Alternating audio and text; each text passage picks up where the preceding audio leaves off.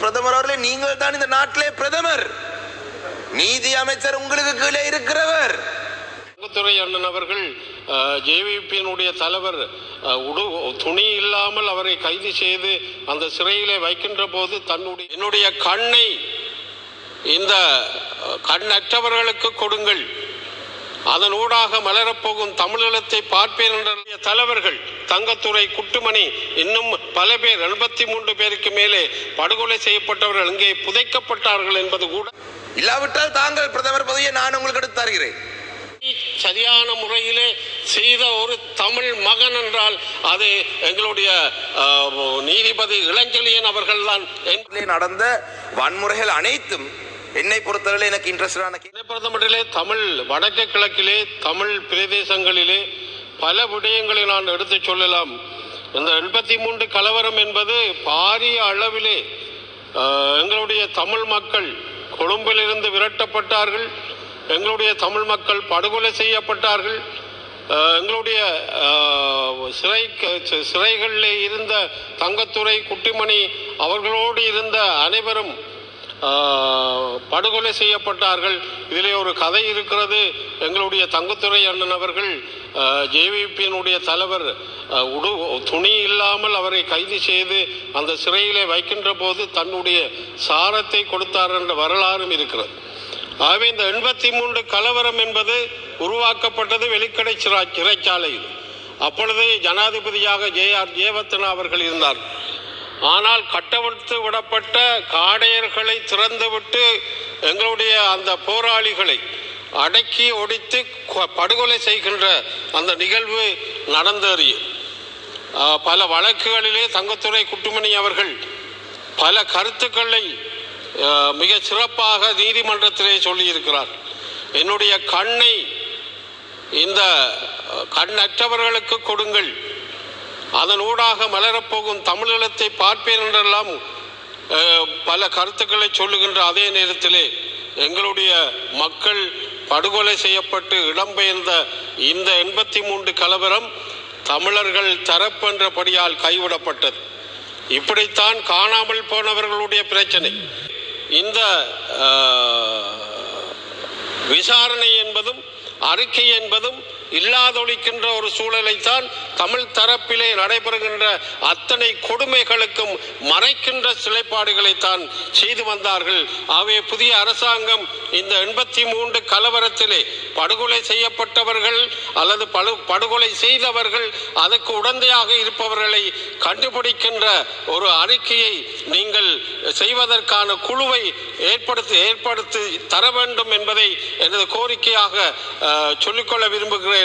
அந்த எங்களுடைய தலைவர்கள் தங்கத்துறை, குட்டுமணி, இன்னும் பல பேர் 83 பேருக்கு மேலே படுகொலை செய்யப்பட்டவர்கள் இங்கே புதைக்கப்பட்டார்கள் என்பது கூட அறிய முடியாமல் இருக்கிறது.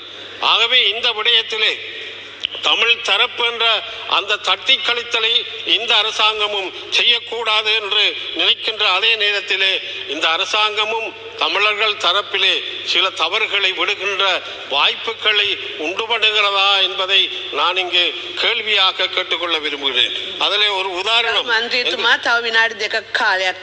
எங்களுடைய மேல்முறையீட்டு எங்களுடைய நீதிபதி அவர்கள் இளஞ்செழியன் அவர்கள் 12/1/25 நாட்களிலே அவர் அமைச்சர் நீதி துறையிலே நீதிபதியாக இருந்தார், உச்ச நீதிமன்றத்தின் நீதிபதியாக இருந்தார். அவர்கள் மேல்முறையீட்டு நீதிமன்றத்திலே அவரை நியமிப்பதற்கான அத்தனை அந்தஸ்தும் அவருக்கு இருந்தது. ஆனால் தமிழர் என்றபடியால் அவர் புறக்கணிக்கப்பட்டிருக்கிறார். இப்பொழுது அரசு சொல்லுகிறது, ஜனாதிபதி சொல்லுகிறார்கள், அவர் ரிட்டையர் ஆன பின்பு நாங்கள் அவரை இந்த மேல்முறையீட்டு நீதிமன்றத்திற்கு செல்ல முடியாது என்று சொல்லுகிறார். உண்மையிலே அதை ஏற்றுக்கொள்ள முடியாது தலைவர் அவர்களே.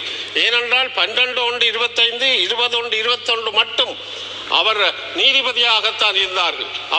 அவர் ரிட்டையர் ஆகி செல்லவில்லை என்பதை நான் இங்கே உறுதிப்படுத்த சொல்ல முடியும். அந்த வகையிலே அவர் உண்மையிலே ஒரு புறக்கணிக்கப்பட்ட தமிழர்கள், அதாவது நீதியை சரியான முறையிலே செய்த ஒரு தமிழ் மகன் என்றால் அது எங்களுடைய நீதிபதி இளஞ்செழியன் அவர்கள்தான் என்பதை நாங்கள் உரத்து கூற முடியும்.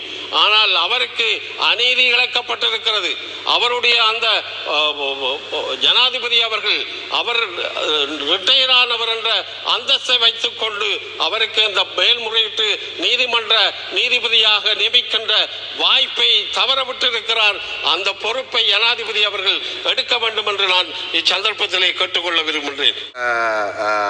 கௌரவ பிரதி சபாநாயகர் அவர்களே, என்னுடைய இரண்டாவது கேள்வி, கௌரவ பிரதமர் அவர்கள் தன்னுடைய உரையிலே சொல்லிவாரா இந்த விடயங்கள் தொடர்பாக எனக்கு எந்த கேசஸ் பொருத்தமானது என்று இல்லாட்டி ஏதாவது இன்ட்ரெஸ்ட் இருந்தால் அந்த கேசஸை தர சொல்லி, கௌரவ பிரதமர் அவர்களே வடக்கு கிழக்கிலே மட்டுமில்லை இந்த நாட்டிலே நடந்த வன்முறைகள் அனைத்தும் என்னை பொறுத்தவரை எனக்கு இன்ட்ரெஸ்டான கேசஸ்.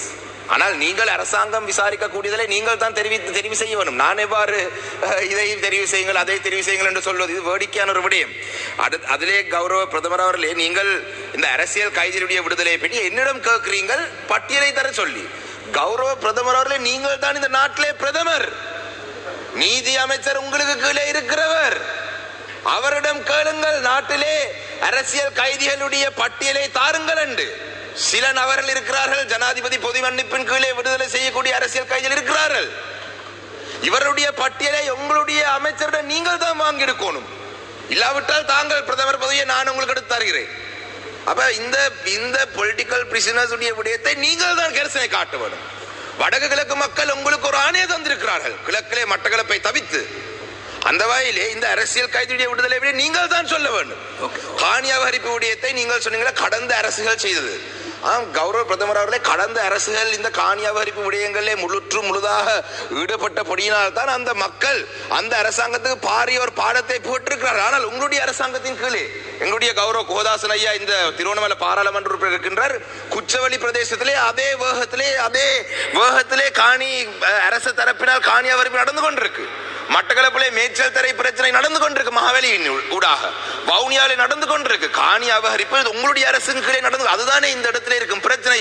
அதே போலதான் I am winding up deputy speaker, இந்த நீங்கள் சொன்னீங்கள் இந்த புதிய அரசியல் அமைப்பை கொண்டு வருவது காலம் எடுக்கும், தேர்தல் நடக்க வேண்டும் என்று. உங்களுடைய இடது கை பக்கம் இருக்கும் அமைச்சர் சொல்றார் மாகாண சபை தேர்தல் இந்த வருடத்திலே நடத்த மாட்டோம் என்று.